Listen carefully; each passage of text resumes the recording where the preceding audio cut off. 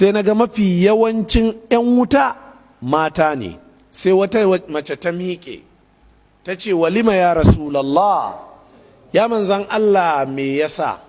A nan ba tana ƙalubalantar manzan Allah ba ne don me zai ce mata suka fi yawa. Ku fahimci hadisin da kyau. A'a, yaya akai?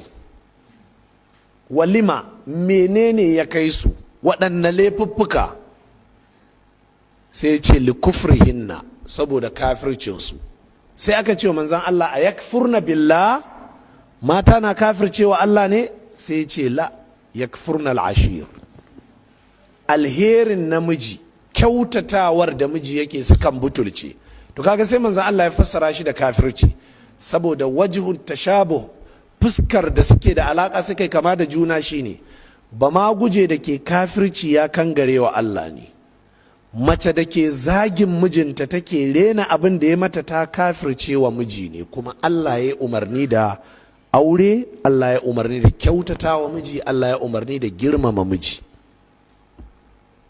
Sai aka waye gari kamar yadda ba ma gujen can zai tafi wuta, ya zama a cikin wuta su suka fi yawa, to haka ita ma wannan mata aure za ta tafi wuta, a cikin wuta kuma irinsu su suka fi yawa.